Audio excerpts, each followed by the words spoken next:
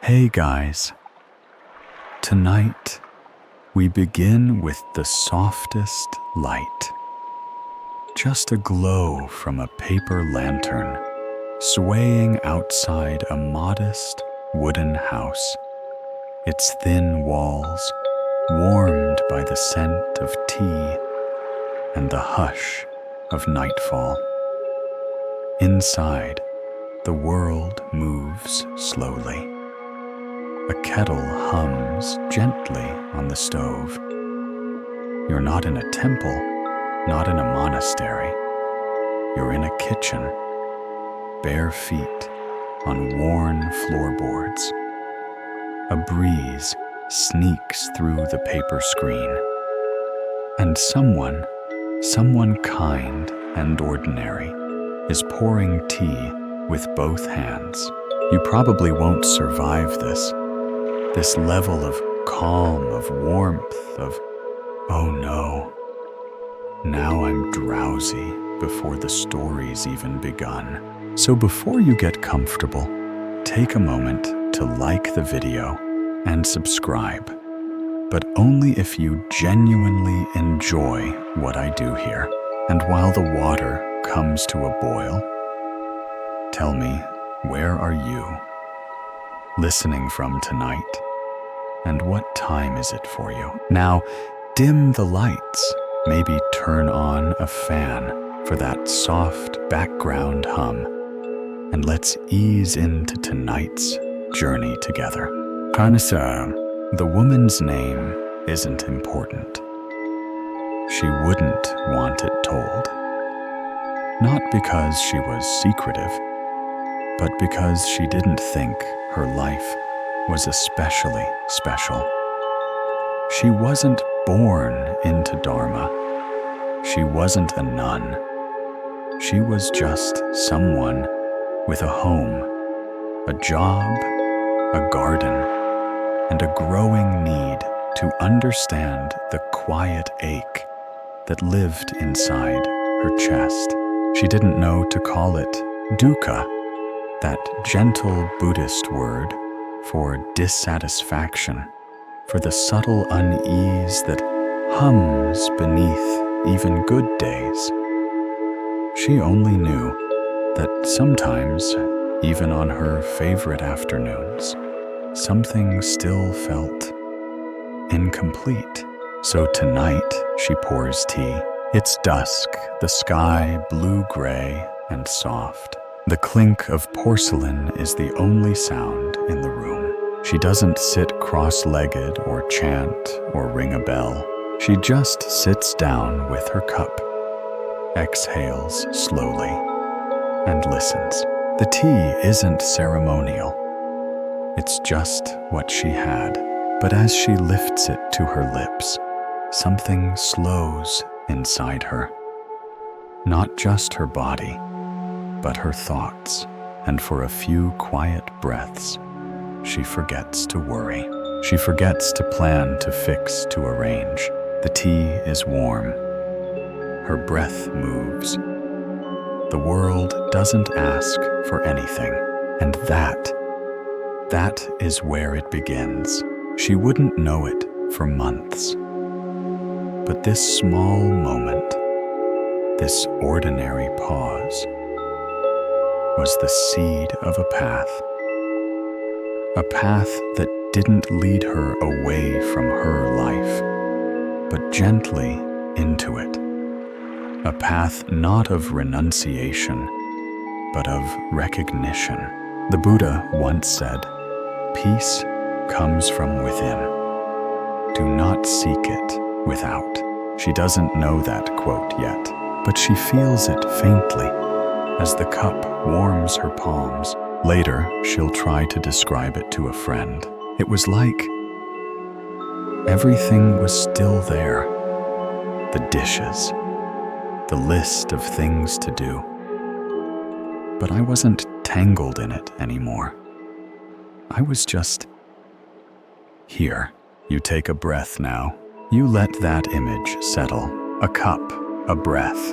The beginning of something not dramatic, not loud, not fast, just the beginning of becoming quiet inside a noisy life. And as you feel your own breath slow, a question flickers gently into the room. When was the last time you paused, not to escape your life, but simply to sit gently inside it, like warm tea in your hands? The steam curls upward from the cup in her hands. She watches it rise, twist, disappear. Nothing dramatic, just breath made visible. Outside, the village begins to quiet. Market stalls close, lanterns flicker to life, and yet her thoughts drift back to the morning, louder, faster, full of elbows and voices and too much movement. The marketplace, that's where today began. Baskets full of ginger garlic and green herbs. Children weaving through grown-ups' legs. A chicken escaping. Someone laughing. Someone not.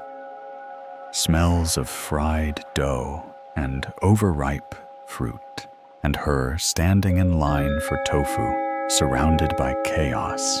She had gone early to beat the rush, but the rush had beaten her. She clutched her coin pouch tighter and tried to breathe normally, while the noise built like a drum line around her ribs. That's when it happened. A small girl, maybe 6, dropped a melon. It split open at her feet. The crowd jolted, and our laywoman, without thinking, reached down, scooped the pieces into her shawl, and handed them back. The girl looked up, wide-eyed, didn't speak, just nodded, and the world went quiet for a moment. Not around her, but in her. She had crouched down and found something unexpected presence, not as a concept, but as a space, a still bubble in a swirling world. The Buddha said, "In the midst of noise, find your silence." And this melon moment was her first clue, because nothing outside had changed. The shouting continued. The line pushed forward. Someone sneezed dramatically, but inside her, a breath had opened.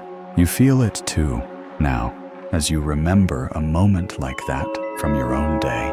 Maybe it was while waiting at a red light, or while stirring soup, or folding laundry. That sudden hush when everything keeps moving. But something inside you steps back, breathes, and sees. She didn't call it practice then. She didn't call it mindfulness, but she remembered it. All day, a tiny gift hidden in a noisy morning. Later, she sat down for tea and realized she hadn't been back to that quiet place since. It hadn't left her. She had simply been pulled away by life, by thought, by habit, and now sitting in stillness, she gently reached for it again. Not with effort, but with attention. The memory of that little girl, the cracked melon, the moment of pause. She didn't need a retreat, she just needed to remember. So she took another sip of tea, and she smiled. Because the market had not taken her peace away, it had given her her first glimpse of it. You sit with her now in this quiet room, and maybe you're starting to feel something similar. That calm isn't always found in the absence of noise. Sometimes it's found right in the middle of it, not by fighting the world, but by softening inside it. And from that awareness, A question floats in light, as steam from her cup, where in your busy day did stillness try to visit you? And did you notice it knocking? She finishes the tea, slowly. Not because it's her favorite blend. It's quite plain, really. But because she likes how it warms her hands.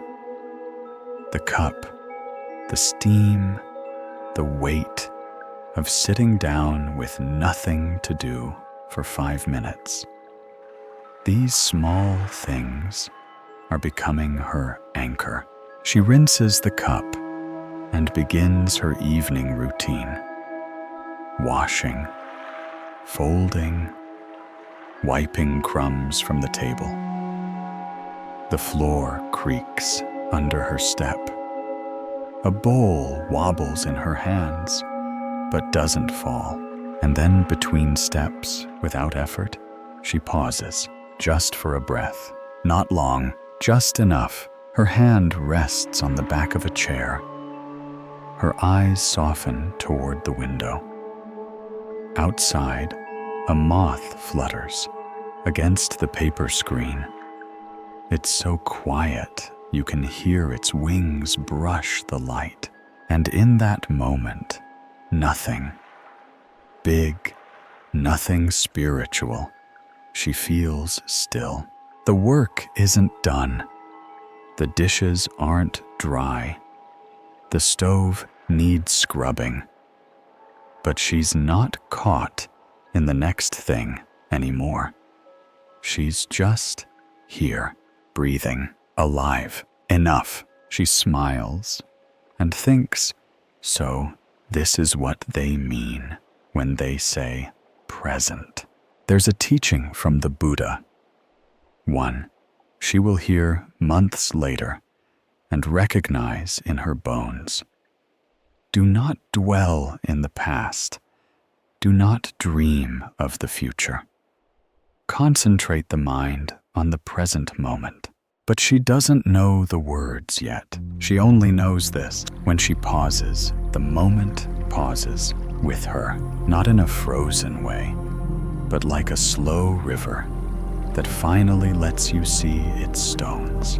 She begins to weave these pauses into her evenings, just small ones, a breath while brushing her hair, a single moment of stillness before opening the door, a soft awareness of her body sitting in the room, actually sitting, not just parked there while her mind runs errands. She doesn't need to meditate. She just needs to notice, like she's learning to hear the music under the noise. There's a folk story told by older women in her village, passed around like a family recipe. It's about a woman who once rushed to prepare for the king's visit. She cleaned her house, baked her best rice cakes, and arranged every flower. Just so. But when the king arrived, she was so busy adjusting the candles that she forgot to greet him. The story always ends the same way. Sometimes presence is better than perfection. And tonight, our laywoman lets that story echo in her movements. She doesn't rush through her chores. She moves with them, not lazily, not slowly for its own sake, just presently. You think now of your own tasks, those little to-dos that often feel invisible. Laundry, dishes, the things you do with your hands while your mind is somewhere else entirely. But what if those small movements could be little meditations, not obligations, opportunities? What if mindfulness isn't something you carve out time for, but something that awaits in the spaces you already live inside? She feels that truth now quietly, while wiping the edge of a bowl. And as you breathe here with her soft and slow, A question rises with the ease of moonlight through a paper window. What part of your day could become sacred, not by changing it, but by noticing it? She stands at the basin, now sleeves rolled to the elbow, hands in cool water. A bowl of rice sits beside her, waiting to be rinsed. The house is still. Even the moth from earlier has flown off. All she hears now is the quiet swirl of grains brushing against her palms, the soft splash of water moving in circles. And it's here, in this simplest act, that something deeper opens. At first, she's just going through the motions. Fill the bowl, swirl the rice, drain the water. Repeat, but on the third rinse, she slows, not for any grand reason, just because it feels good. The rhythm, the weight of her hands, the way the water changes from cloudy to clear. She notices it, really sees it, and then she feels it, the water cooling her skin, the grains pressing into her fingertips, the quiet sound of presence. She's not thinking of dinner anymore. She's just here, alive, breathing, aware. The Buddha once taught, when walking, walk. When eating, eat. And maybe if he were standing beside her now, he'd smile and add, when rinsing rice, rinse rice. This, she realizes, is not about multitasking less. It's about being with what you're doing. Not because it's fancy, but because it's real. There's an old story from a mountain village where the monks were known for their silent meals. One day, a visitor asked a young novice, "Don't you get bored eating in silence every day?" The novice smiled and replied, "I've never truly tasted the rice until I stopped talking over it." You smile now too, maybe because you've been there, eating lunch while scrolling, half tasting, half listening to something else. The food disappears, but the experience never lands. But tonight, you rinse rice with her. You feel the weight of the bowl, the repetition of movement, the steady quiet that grows not from doing nothing, but from doing one thing well. She finishes rinsing. The water runs clear now. She holds the bowl still and watches the last few grains settle like little white moons at the bottom. And then gently she exhales. It's the kind of breath that only comes when the mind is no longer racing ahead. Just here, just now. She doesn't call it meditation, but she feels calmer than she has all day. You can feel that calm too, not because anything special has happened, but because you've slowed enough to notice what was already here. And from this clear-watered moment, a question rises, not as a challenge, but as an invitation. What simple task in your life, when done with presence, might become not just necessary, but nourishing? The rice now simmers quietly on the stove, soft plumes of steam rising into the dim light. She sets the lid askew to let it breathe. The scent of starch and warmth fills the air. A low rhythm of stillness continues around her. But inside, just under the surface, something else stirs. A memory, sharp, not painful, but vivid. Earlier that day, there had been an argument, nothing explosive, just a conversation that curved the wrong way, words sharpened by misunderstanding. A friend, someone dear to her, had said something careless. She had replied too quickly, too tightly, and before either of them could soften, silence had fallen between them like a door closing. All afternoon, she carried it, the weight of the words, the way her chest felt tighter than it should, the replaying, the wondering what she should have said or shouldn't have. But now, with rice bubbling, with her hands rinsed clean, she remembers it differently, not because it's gone, but because she's softened. She sees it not as a failure, but as a mirror. That's how the Buddha described it. Once, the mind is like a mirror. It reflects whatever is shown to it. But we must learn to wipe it clean. She realizes now that the argument didn't create her tension. It just revealed it. There was already a storm within her. The friend's words simply caught the edge of it, and suddenly, the moment shifts from regret to reflection. She asks, not, why did that happen? But what did it show me? She sees how quickly she'd wanted to defend herself, how hard it was to pause before replying, how human she is, and how okay that is too.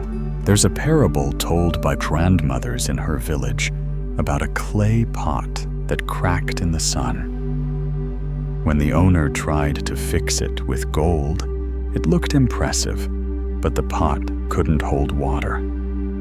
Only when it was sealed with soil and time did it become useful again. The elders would nod and say, "Don't rush to polish your cracks. Let them teach you first." She smiles now, stirring the rice, gently steam warming her face. She doesn't need to fix the argument tonight. She just needs to sit with what it reflected, and when the time is right, she'll wipe the mirror. Not to erase, but to clear. You sit with her now in that same awareness. You think of a conversation that may not have gone the way you hoped, or a moment when words flew faster than patience. And now, you breathe with it. You don't judge it, you don't edit it. You simply let it reflect. Like moonlight on a pond, the clarity comes when the water calms. She scoops rice into a bowl, not in victory, but in peace. She'll reach out to her friend tomorrow, not to fix, but to listen, to offer what she now understands. And from this quiet space, another question glows in the steam between you. What mirror did today hold up to you? And are you willing to look not with judgment, but with softness? Dinner is done now. The dishes washed and stacked. The candle on the table flickers low, casting gentle shadows across the wood. She moves without rush, her body remembering the rhythm of evening. But something is different. Not in the room, but in her. There's a new stillness there, not silence, not emptiness, just space. She steps out to the porch. The air is cooler now, damp with the scent of soil and rain. Crickets begin their nightly chorus. Not loud, just enough to remind her that the world hums even when we pause. She wraps a shawl around her shoulders and sits on the step. And then she sees him, an old man, walking slowly down the path near her garden. His robe threadbare, a sack slung over one shoulder, bare feet steady on gravel. She knows of him. Everyone does. He doesn't speak much, doesn't beg. He just walks and sits and walks again. Tonight, as he passes, he nods, not out of politeness, but recognition, like he sees something in her. Maybe the quiet, maybe the stillness she's been cultivating without knowing. She nods back. That's all. No words. And yet it stays with her. Long after he's gone, the Buddha once said, "A noble friend is the whole of the spiritual life." But sometimes that friend isn't someone you talk to. Sometimes it's someone who shows you what presence looks like when it's walked, not preached. She thinks of how he carried his body slow, grounded, but not heavy. Like the earth didn't pull on him quite the same, and how his silence didn't feel empty. It felt like space. There's a story from an old temple near the coast. A young woman complained to her teacher, "I want to be peaceful, but I can't stop talking." The teacher said nothing. Instead, he invited her to sit beside a lotus pond each morning. No teachings, no instructions, just sitting. After a week, she asked again, "When will you teach me to be silent?" He said, "The pond already has. You sit now in your own silence with her. You don't need to say anything. You just feel the air. You just notice the quiet space around you and the one growing inside." That's what the old man gave her. Not advice, not correction, just an example. And something about that stuck. Later, she would think of him when her mind began to race, when her old habits rushed in to fill the stillness. She'd remember how he walked, how he didn't try to change the world with noise. He simply passed through it, gently.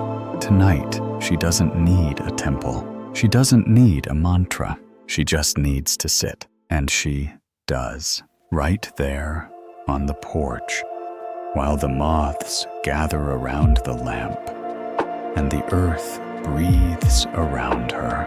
And with that calm, a question drifts into the space you now share. Who in your life, even without speaking, has shown you the kind of stillness you've been quietly longing for? She remains on the porch a while longer, watching the wind play with the tips of her garden. The moon is low tonight, just a silver edge, like a smile hiding behind the clouds. The scent of damp earth, of basil, leaves touched by dew rises around her. She turns her gaze to her small garden. It isn't much, just a few rows of herbs, a patch of leafy greens, and a scattering of wildflowers she never planned. But it's enough, and it's taught her more than she expected. When she first began tending it, she thought of it as a task, another thing to do. Weed, water, repeat. She rushed it, wanted blooms before they were ready, grew impatient when leaves drooped or bugs arrived. But then over time, she noticed something. The garden never rushed back. It just grew slowly, quietly, in its own rhythm, and something inside her began to mirror that pace. There's a teaching in the sutras, one she would one day hear and instantly recognize. Like a tree growing silently in the forest. The Dharma matures without a sound. That was her garden, and that was her too. Not blooming on schedule, not offering fruit, just to prove worth, just growing inwardly, quietly. She learned that if she pulled weeds too early, she'd harm the roots. That sometimes what looked like death was simply dormancy. That flowers open not by force, but by time. You think how of the gardens in your own life, perhaps not of soil, but of effort, relationships, habits, healing, growth. You can't always see, but that is still happening. She didn't stop tending, but she stopped rushing. She started noticing, and that changed everything. There's a folk story told in her village about a boy who planted a peach seed and watered it twice a day. When it didn't sprout in a week, he dug it up to check if it was growing. He did this again and again until the seed died. The village elders would tell children, if you love something, don't keep digging it up. Let it breathe. Let it root. She smiles, remembering this now, watching the tiny shoots curl beneath the moonlight. She no longer rushes her morning, no longer scolds the soil for not blooming faster, and she no longer scolds herself either. Her joy doesn't have to be loud. It just has to be real. You breathe with her now. Feel the soil beneath you, even if only in your imagination. The slow growth you've forgotten to celebrate. The parts of you that are still learning to trust time. Stillness, she realizes, is not a pause in the garden. It is the way the garden teaches her to pause. She rises slowly, brushes soil from her hands, and carries the scent of basil back inside. And from that quiet, green place inside her, a question opens like a blossom. What part of your life is already growing beautifully, but needs your patience, not your pressure, to fully bloom?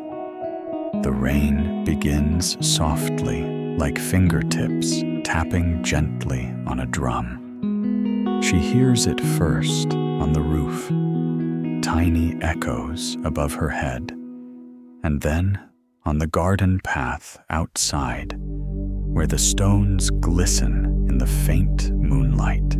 She pulls the shawl tighter around her and steps out once more, barefoot into the misty night. The air is cool now, edged with the scent of wet earth and jasmine. A single lantern sways near the gate, casting a golden puddle of light across the path.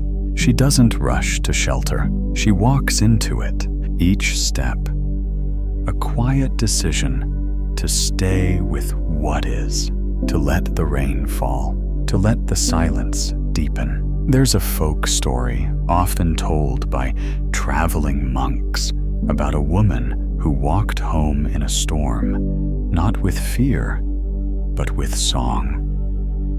When villagers asked how she remained joyful while soaked and cold, she said, "The sky needed to weep, and I needed to be washed." Our laywoman thinks of that now as her toes press into wet soil. The rain doesn't sting. It soothes. She lifts her face to the sky, not because she's brave, but because something inside her is learning to be open. The Buddha once said, "Just as a solid rock is not shaken by the storm, even so the wise are not moved by praise or blame."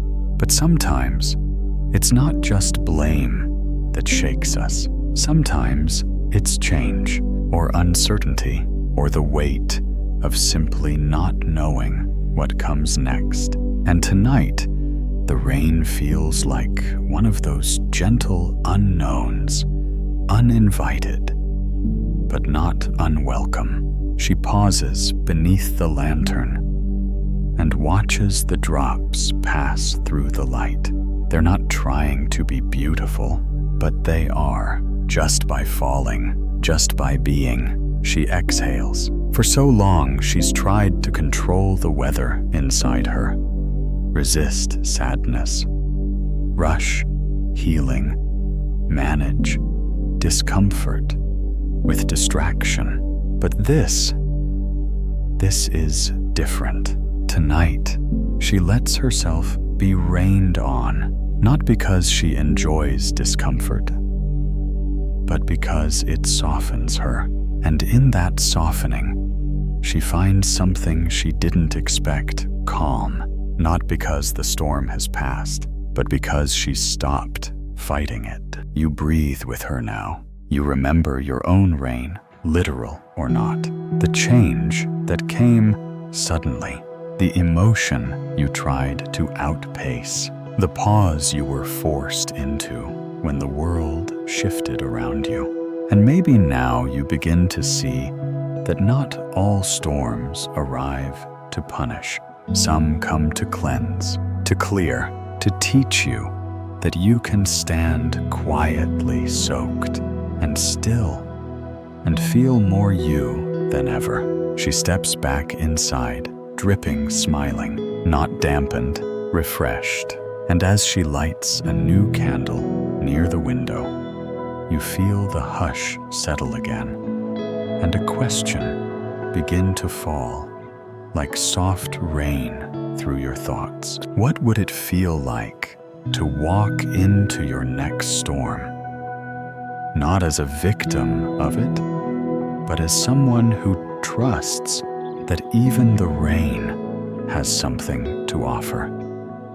The candle flickers against the window pane. Now, its soft glow dancing beside the rain-streaked glass.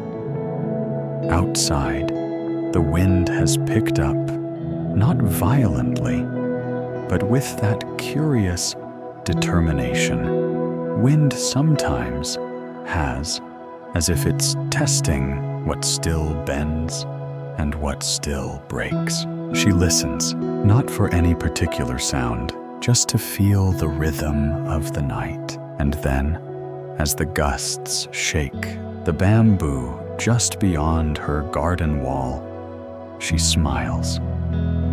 Not with amusement, but with recognition, because she's seen this before. The way the bamboo bends, never fighting the wind, never standing stiff like the oak trees up the hill, just swaying, moving, then standing tall again when the air grows still. There's a saying among her elders, the bamboo teaches patience, not strength. And tonight, under this swaying sky, she understands why. There was a time she would have resisted nights like this, closed every shutter, checked every window, worried about what might cool, what might scatter. Now she watches, not helplessly, but peacefully, because she sees that flexibility is not weakness, it's wisdom. The Buddha said, "One who is flexible, like the reed, will not be broken by the winds of change." You let that settle inside your chest now, because maybe like her, you've had days where you tried too hard to stay upright, where you clung to routine, to plans, to identities, and when the wind came, you braced, and it hurt. But what if you swayed instead? What if you let yourself move with it, not collapse? Just bend. She thinks of a moment not long ago when a visitor showed up unexpectedly. She had a full schedule, a plan, a whole day mapped out, and then someone knocked. An old friend, a soft conversation, a long walk that never would have happened if she'd stayed rigid. That day didn't go right. It went beautifully because she let the wind redirect her.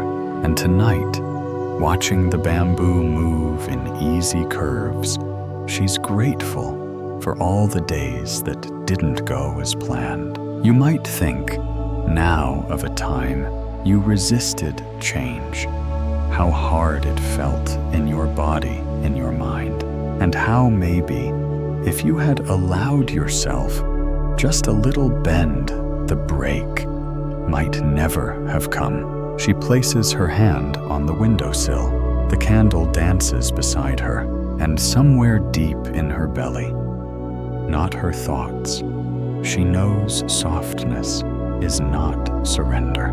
It's survival. It's strength disguised as gentleness. The bamboo teaches her this. And tonight, it teaches you too, not with words, just with sway. And in the hush that follows, a question rises slow and sure like breath through a reed. What might shift in you if you stopped bracing against the wind and let yourself sway, trusting you'll stand tall again when the stillness returns? The wind has quieted. The bamboo stands a little straighter now, glistening in the fresh wetness of the night. Everything outside seems freshly rinsed, as though even the trees have let something go. And inside, by the warmth of a single flame, so has she. Her room is simple, a cushion near the wall, a shelf with a few bowls, a basket of folded cloth, and one small wooden box, lacquered but old, tucked into the corner. She kneels beside it, lifts the lid. Inside is something she hasn't touched in a long time. A scarf, silk faded in places, once belonged to her mother. She takes it in both hands, runs her fingers across its edges. It smells faintly of time, of memory, of moments wrapped around shoulders, long gone. She used to keep it as a tether, a way of holding on, proof that something once was. But tonight, something in her is different, not because she no longer cares, but because she finally understands. Letting go is not forgetting. It's just loosening the grip. The Buddha once said, "You only lose what you cling to." And tonight, her hands open not to discard, but to release. She folds the scarf, gently presses her palm to it once, and places it back in the box. No drama, no deep sigh, just quiet release. There's a story from a lakeside village about a woman who carried a stone in her pocket for years. She believed it gave her balance, reminded her of her strength. But one morning, while crossing a wooden bridge, the stone slipped into the water. She froze. Then, unexpectedly, she felt lighter. She smiled and never reached for it again. Letting go doesn't always come with clarity at first. Sometimes it comes with hesitation, with tenderness, like putting away a favorite book, not because you've forgotten it, but because it lives in you. Now, you think now of something you've held too tightly, an object, a belief, a version of yourself that no longer fits. And maybe tonight, you feel a quiet readiness to soften your hold, not erase, not deny, just loosen. She closes the lid of the box, slides it gently back into the corner, and sits, not in mourning, but in peace. She realizes she's not making space for something new. She's recognizing the space that was already there, hidden beneath the weight of what she was afraid to let go. The room feels different now, bigger though. Nothing has moved. And maybe you feel that too, not in your room, in your breath, in your chest, where a little more space just opened, enough for stillness to slip in. And from that spacious quiet, a question appears, like a feather, landing softly in your hand. What might you finally be ready to release? Not to forget, but to free the space it quietly occupied inside you.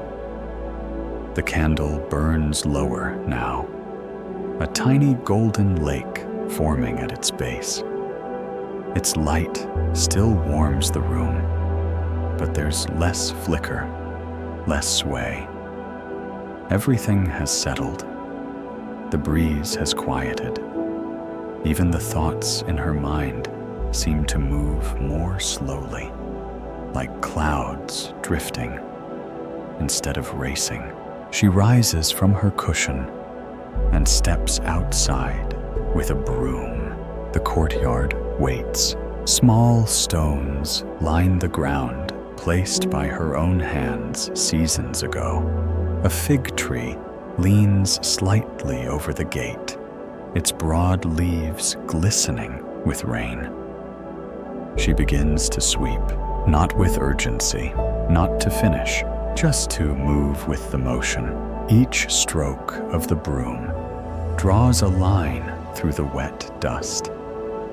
Back and forth, light and steady. The rhythm soothes her body. The swish of straw against stone is almost musical.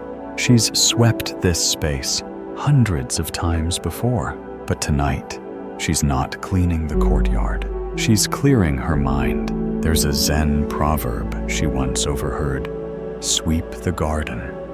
Even if no one comes, she didn't understand it at first. Why tend a space that no one sees? But now she sees, because she's the one who comes here. She's the one who steps into this space each day, carrying her thoughts, her questions, her fatigue.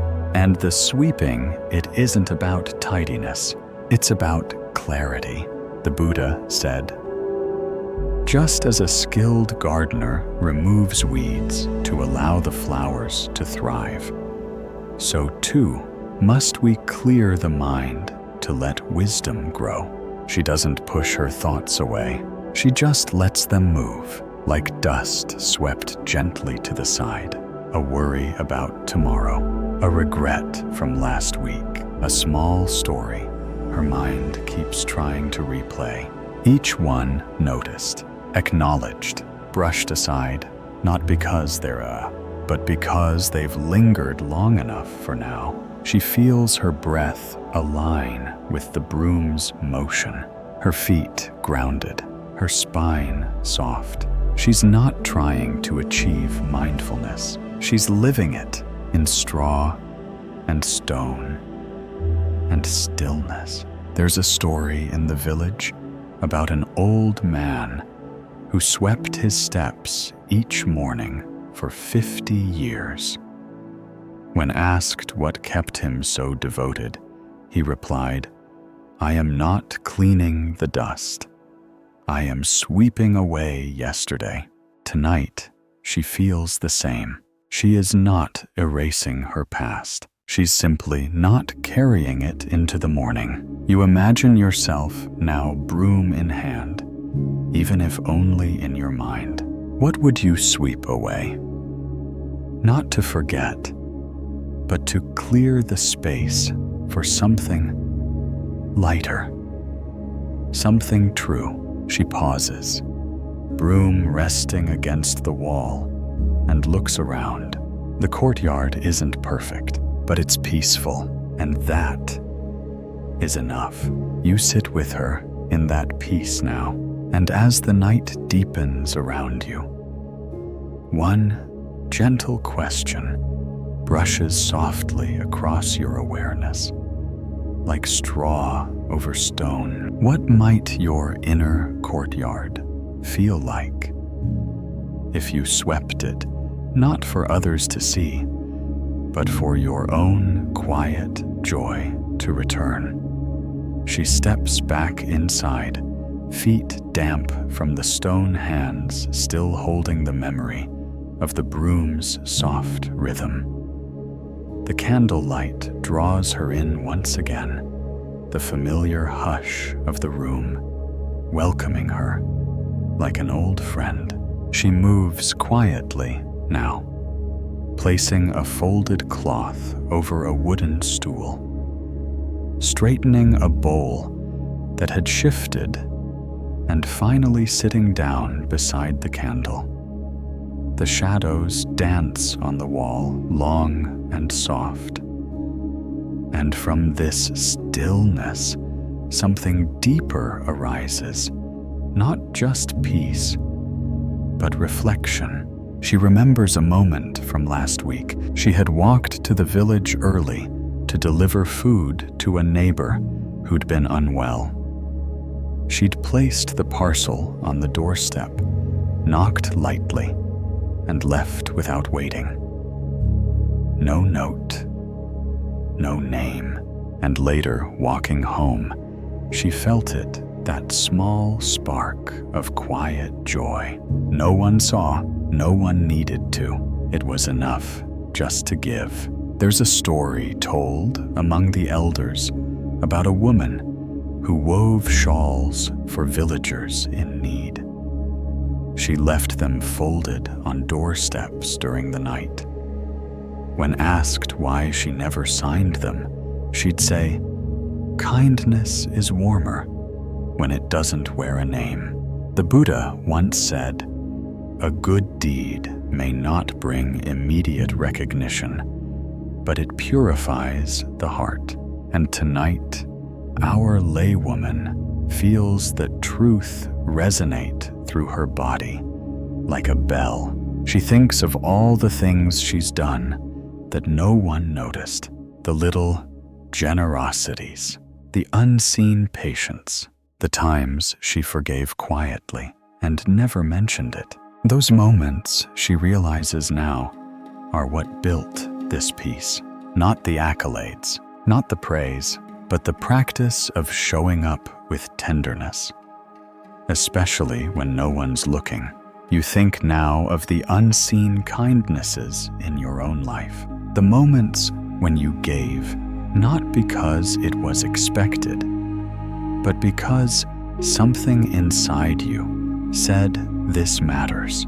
The text you sent that was never answered, the door you held without thanks, the silence you offered instead of saying something sharp. Those acts didn't disappear. They softened the edges of your being. They made you into someone gentler, someone like her. She looks down at her hands, wrinkled now, but strong. She doesn't regret the love she gave without recognition. She's grateful for it because it taught her that the greatest warmth often comes from the flame you tend in secret. She reaches for the kettle, refills her teacup, and watches the steam rise once more. And you breathe in with her. This isn't about being good, it's about being real, being kind without needing to be seen as kind. And in that soft truth, a question flickers, like candlelight, across your own quiet spirit. What kindness have you given freely? And could you let it be enough, even if no one ever knew it came from you? The tea is warm again in her hands, its quiet fragrance lifting gently into the space between thoughts. Outside, the night deepens, curling around the house like a blanket. Inside, the silence is not empty. It's full of breath, of stillness, of the soft hum of a woman who has stopped rushing. But not every part of her journey has been sought. Some lessons were shaped not by what she gave, but by what she refused. She thinks of the day her cousin came asking for help once again, not out of need, but out of habit. Another favor, another sacrifice, and for the first time, she said no, not with harshness, not with judgment, just a clear, loving no. And the silence that followed was heavier than expected, but it held truth. She didn't explain. She didn't overcompensate. She just placed the boundary gently, like a fence that protects a garden, not to keep others out, but to keep growth in. The Buddha said, "You yourself, as much as anybody in the entire universe, deserve your love and affection." She had heard those words before, but on that day, they became real. It wasn't about being selfish. It was about recognizing that her energy, her time, her inner peace were not endless. And that joy, true joy, could only grow when her roots were nourished too. There's a village story about a woman who kept giving water to every plant in the garden except her own tree. Over time, her tree withered, and the garden, though green, no longer felt alive. The moral was clear: tend your own tree, or none of the others will bear fruit for long. She thinks of that story now and smiles. She doesn't regret saying yes before, but she's proud of the no, because that moment taught her something important. Kindness isn't always giving. Sometimes it's pausing. Sometimes it's preserving. You sit with her in that awareness, and maybe a moment from your life rises to meet you. A time you said yes when you didn't want to. Or a time you wished you had trusted your boundary more than your guilt. She doesn't judge herself for those past decisions, and neither should you. This isn't about blame. It's about balance. She takes a slow sip of tea. It's a little cooler now, but no less comforting. And she feels how her no that day became a kind of yes. A yes to rest, to clarity, to honesty. You breathe now gently and feel your own body lean toward that kind of clarity. Because boundaries are not walls. They are invitations to meet each other with truth, with choice. And from that truth, a question arrives.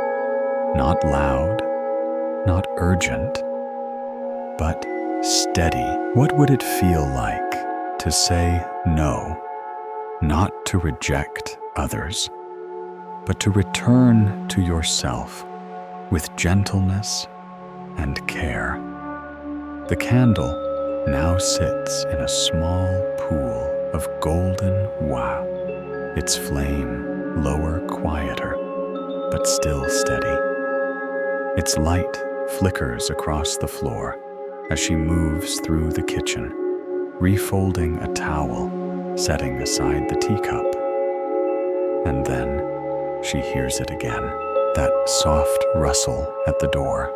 She's heard it before, a few nights this week, always around this time. She opens the door gently, and there he is, the little stray dog, with the one bent ear and the cautious tail.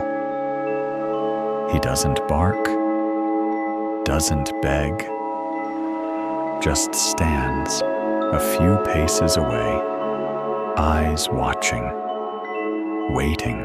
She places a small bowl of rice down like she has every night. Not out of habit, not for praise, just because something in her says, feed what's hungry. He approaches, slowly, trust, growing grain by grain. She doesn't reach out, doesn't ask for thanks, just watches him eat, and then sits nearby on the step. But there's no conversation, no commands, just presence. She thinks of a teaching she once overheard during a visit to a temple. Compassion is not giving what you have. It is recognizing what another needs and meeting them there. And this little Doug, scrawny, cautious, tired, needed quiet. He needed to be met with calm, not control, with gentleness, not gestures. Over the next few days, he had started returning, sitting a little closer, trusting her stillness, not her words. And tonight, as he settles beside her, she feels something settle inside herself too. It's not just about feeding a creature, it's about showing up, about being a soft place in a world that often isn't. There's a story the older villagers tell about a monk who adopted a one-eyed cat, not to tame it, but to listen to it. He would sit beside the cat each morning, offering no chant, no food, just silence. Eventually, the cat would curl into his lap, purring. It is said the monk once whispered, "This is my practice," and maybe this is hers, sitting beside what's wounded, without needing to fix it. You think now of your own stray dogs, those parts of you that return quietly, needing care. The people, the thoughts, the emotions that approach without words, just presence. Have you fed them? Have you sat beside them? Have you listened? She doesn't see herself as a healer, just someone who's learning to be a companion to the quiet. The dog licks the bowl clean, looks at her, and lays his head on his paws. Not afraid anymore, just here. And maybe that's enough for both of them. You sit with her now on the cool stone step, and from the hush of this shared moment, a question pads forward, like soft paws in the dark. What small part of your life, tender, hesitant, needing care, have you been quietly feeding? And could you sit beside it without needing it to change? The dog sleeps now, curled in a small patch of dry stone beneath the eaves. The rain has fully passed, leaving only a damp hush in the trees. She stands quietly, stepping back inside, careful not to disturb his peace. The candle has burned low. A thin trail of smoke curls from its wick. She doesn't mind the dark. Her eyes have adjusted. The room holds her now just as it is. But tonight, something else stirs, a restlessness, not of body, but of mind. She lies down on her mat, pulls a light blanket over her, and waits for sleep to come. It doesn't. The thoughts begin again. Slowly at first, then faster. A list of things to do tomorrow, a memory she didn't expect, a voice in her mind that wonders, why am I not more peaceful? I've done everything right today.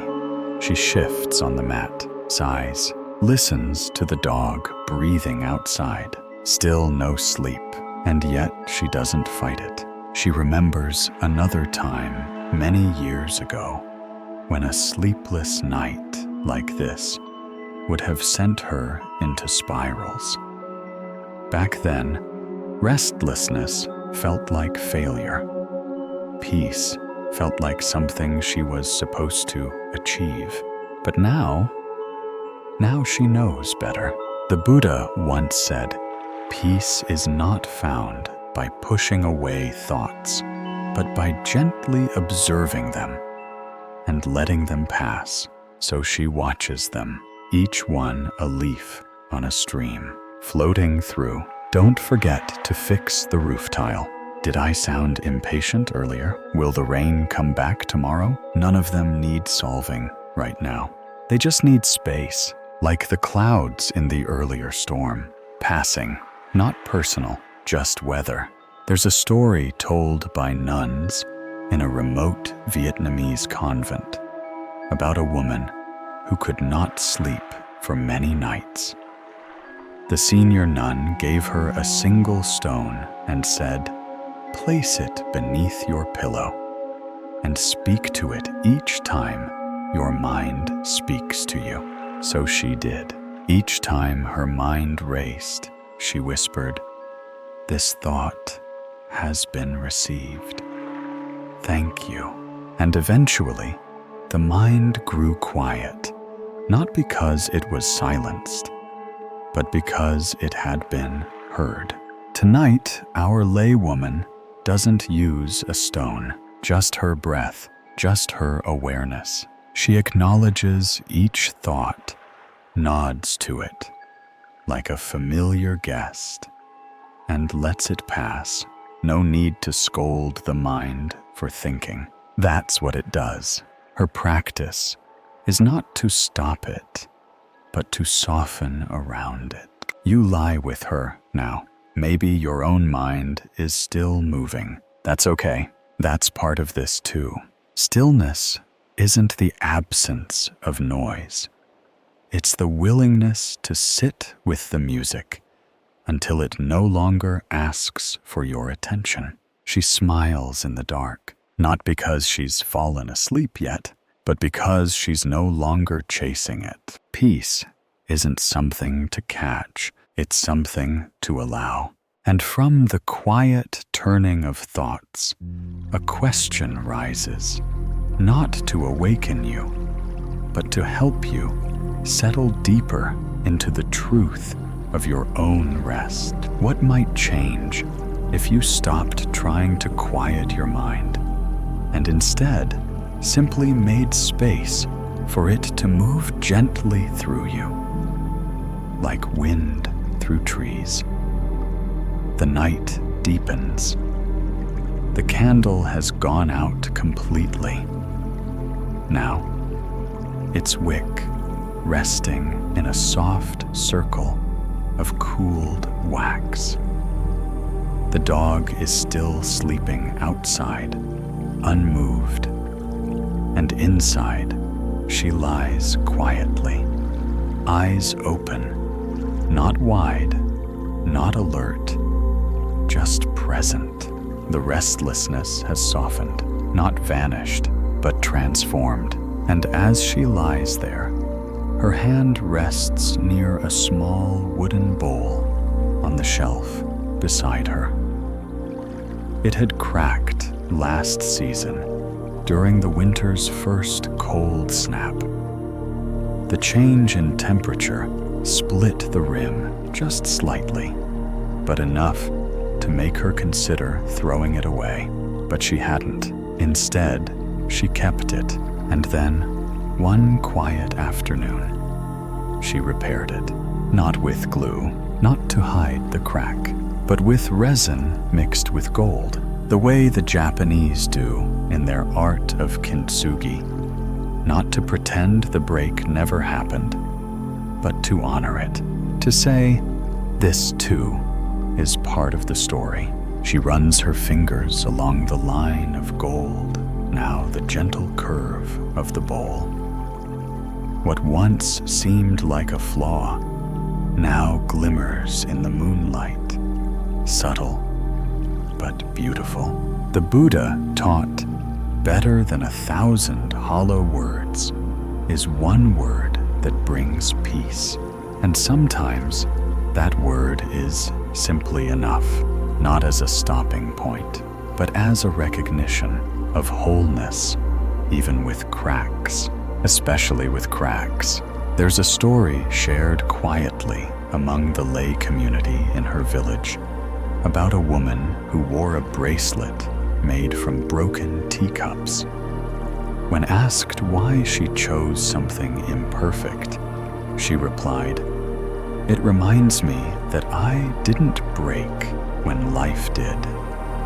I just became something different." Our laywoman thinks of this now, not just about the bowl, but about herself. She has her own fractures, moments she once hid, moments that hurt. But tonight, she feels them not as wounds, but as part of the shape of her becoming. She thinks of the small losses, the people who left, the seasons that changed her, the grief she carried without words, and yet she is here, not despite it all, but because of it. The bowl holds tea just fine. The gold doesn't make it weaker. It makes it whole in a new way. You lie beside her in this moment, in your own quiet night. And maybe something in you too has been cracked recently or long ago. Maybe you've patched it over with suets or covered it with smiles. But tonight, you don't need to hide it. You only need to see that healing doesn't mean pretending it never broke. It means learning to live in a new shape with grace. She places the bowl back gently on the shelf, whispers a quiet thank you, not to anyone in particular, just to the quiet, just to the gold in the crack. And from this gentle honesty, a question appears, like moonlight finding its way across the floorboards. What if the part of you that's been mended is not what makes you weaker, but what makes you most beautifully, recognizably whole? The air has cooled, and the house has gone silent, save for the occasional creak of wood settling under the softness of night. She lies still, her hand now resting over her belly, feeling the gentle rise and fall of breath.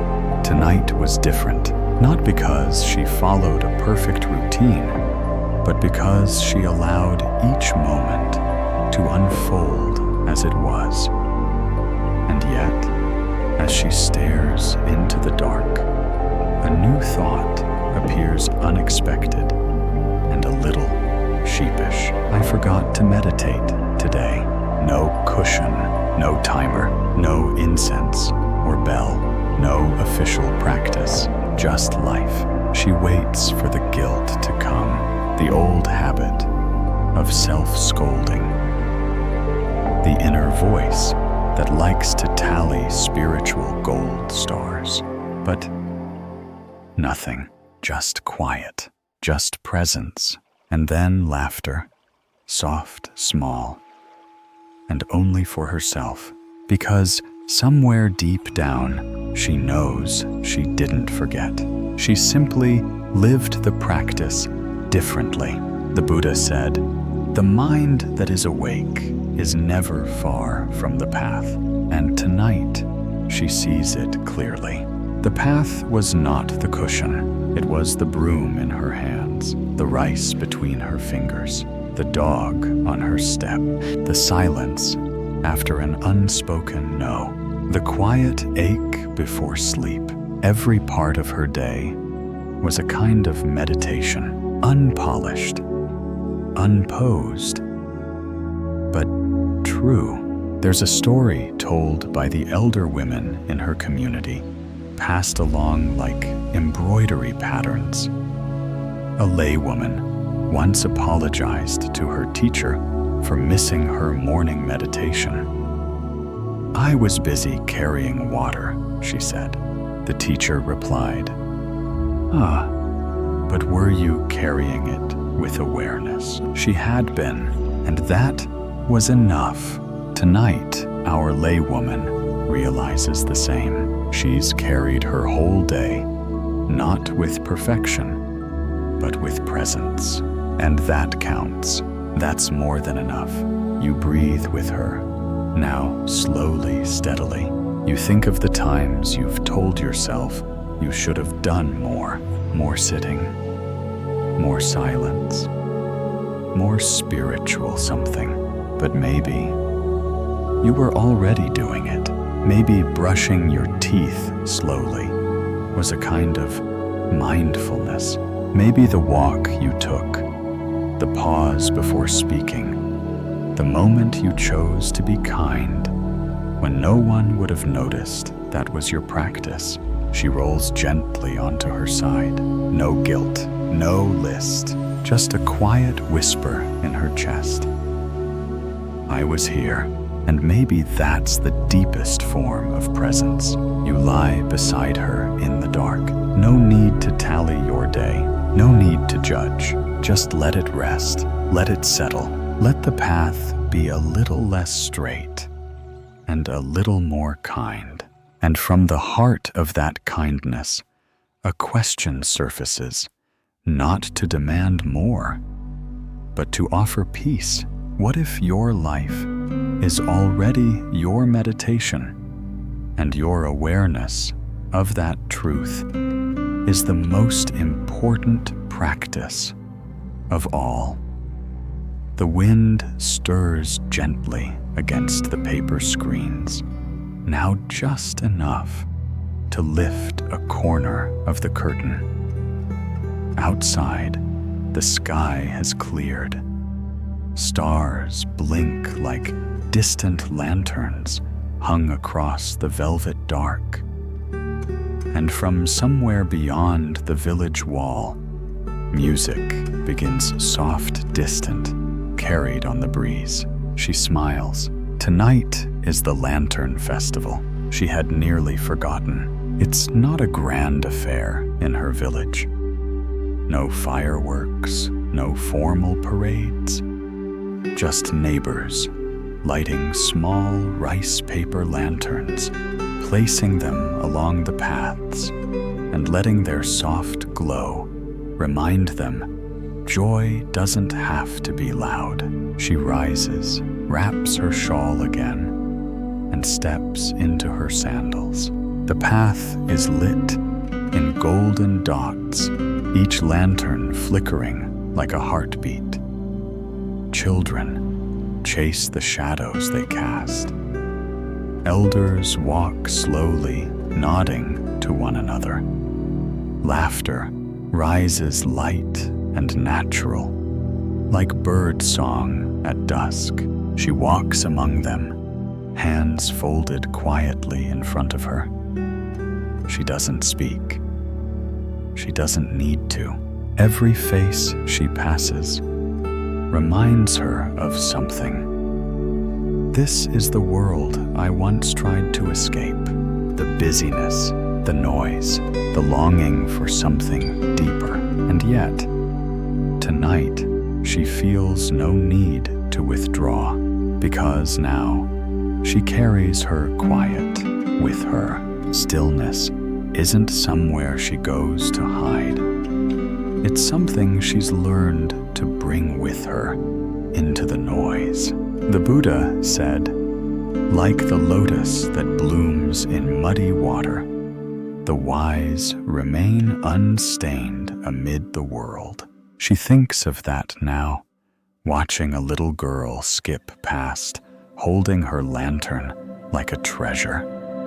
The child's joy is so free, so simple, and it doesn't disrupt the woman's peace. It expands it. She pauses beneath a large tree where lanterns have been hung like stars. Children hang wishes, their small scraps of paper tied to branches. She reads a few. "I wish my grandfather's cough would stop. I hope Mama smiles more. I want to dream about flying."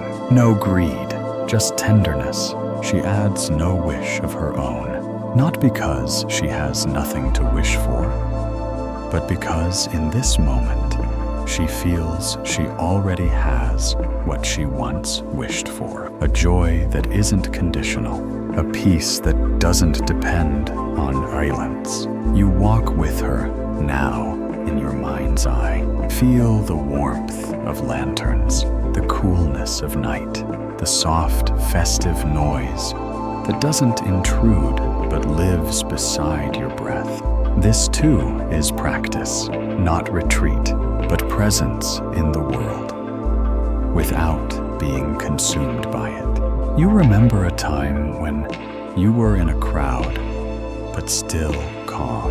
A moment when you found peace, not in solitude, but in softness, even while surrounded.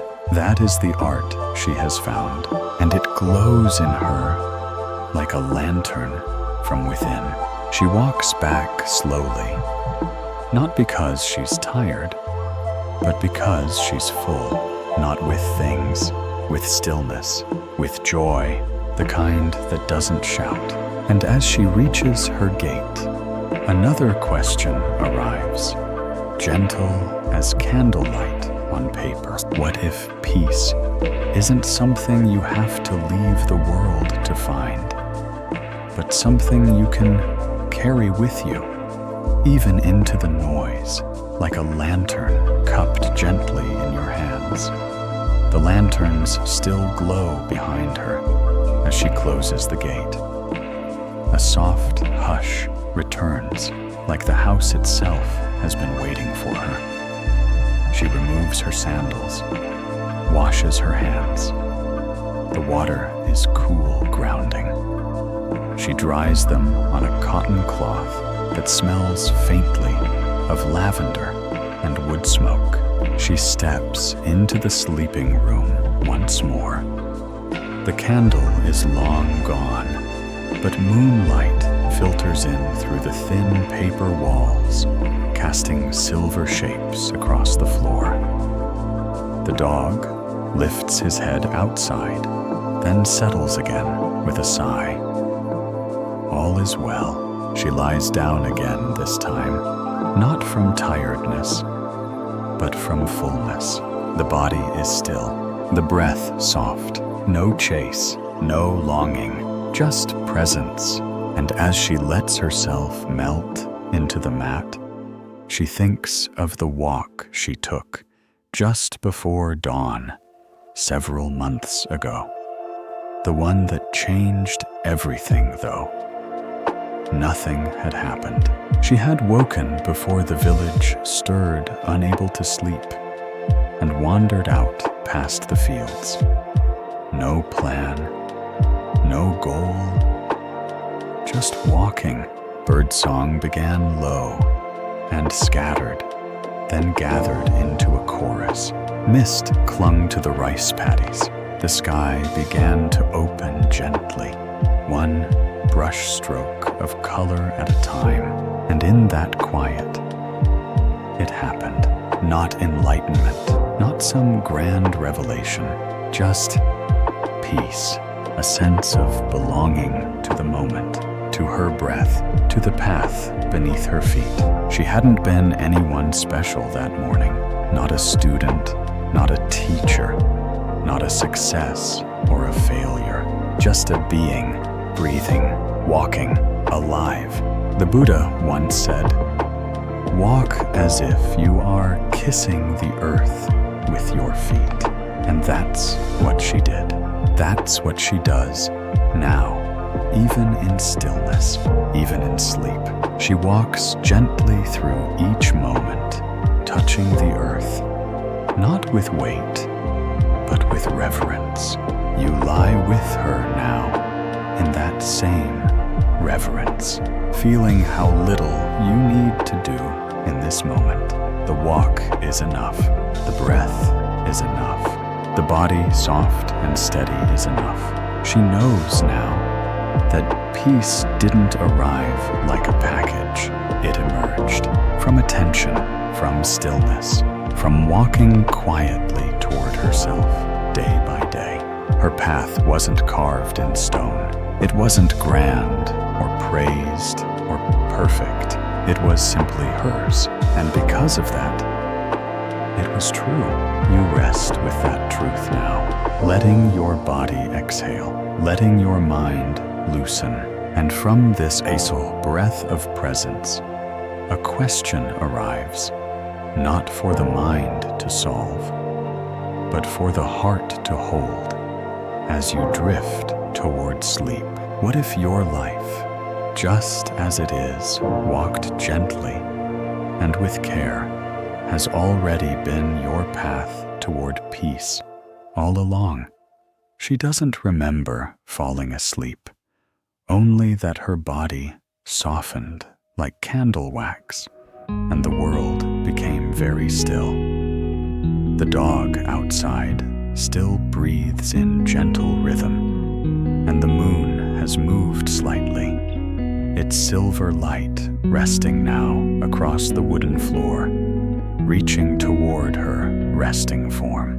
No dreams come, only quiet. And when she stirs slightly before dawn, it's not with urgency, just a faint awareness of breath, of body, of being. She turns onto her side, draws the blanket higher, and lets herself settle once more. Not out of tiredness, but because she can. Because she has made room for this stillness. There's nothing she must do right now. No bells, no schedules, no expectations. Just the gentle continuation of her path. From breath to breath.